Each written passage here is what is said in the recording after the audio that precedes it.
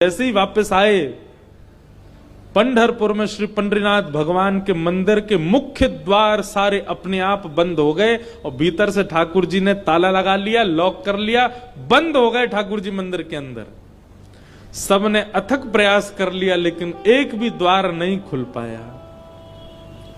पूरा दिन व्यतीत हो गया, बड़े बड़े कारीगर आ गए लेकिन दरवाजा तोड़ भी नहीं पाए, खोल भी नहीं पाए। तब अंत में सबको लगा हमने कोई अपराध किया है। चारों ओर पंडा पुजारी और बड़े बड़े वेदज्ञ, बड़े बड़े मनीषी सब बैठ गए, हाथ जोड़ करके पंडरीनाथ भगवान की स्तुति गाने लगे। बोले नाथ, हमसे कोई अपराध हुआ तो आप हमें बताएं, दंड दे दें, लेकिन इस प्रकार नाराज होकर मत बैठो। तभी मंदिर के भीतर से भगवान ने रुग्ण स्वर में, रोते हुए स्वर में भगवान की आवाज आई। बोले अरे तुम बनते हो बहुत बड़े विद्वान, बहुत बड़े मनीषी, बहुत बड़े ज्ञानी, बहुत बड़े जात पात के नियोजन करता, मेरे भक्त का अपमान करते हो, मेरे भक्त को मारते हो, मेरे भक्त के साथ दुराचार करते हो, नहीं देना मुझे किसी को दर्शन। और अब जब तक पृथ्वी है तब तक यह मंदिर बंद ही रहेगा, मैं भीतर ही रहूंगा। जो मेरे परम वैष्णव भक्त होंगे उनके लिए द्वार खुलेंगे, वो अंदर आएंगे, बाकी सब बाहर खड़े रहो।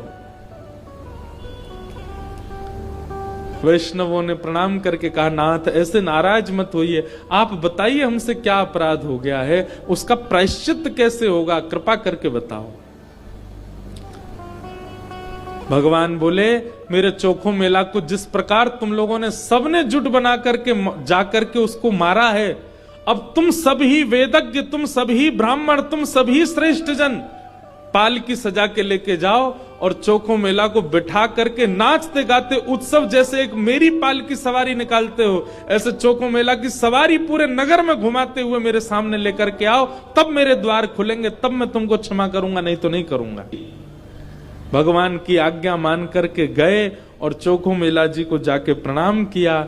एक दिव्य सिंहासन से युक्त पालकी में चोखो मेला जी को विराजमान करके नाचते गाते हुए, आनंद करते हुए, उत्सव जैसे ठाकुर जी का उत्सव मनता उससे भी अधिक उत्सव मनाते हुए चोखो मेला को लेकर के आए। और जैसे ही पंडरीनाथ भगवान के सामने पालकी पहुंची, अपने आप मंदिर के सारे द्वार खुल गए और मानो आज लग रहा था कि भक्त भगवान का नहीं, भगवान भक्त का दर्शन कर रहे हैं, भगवान चोखो मेला का दर्शन कर रहे हैं।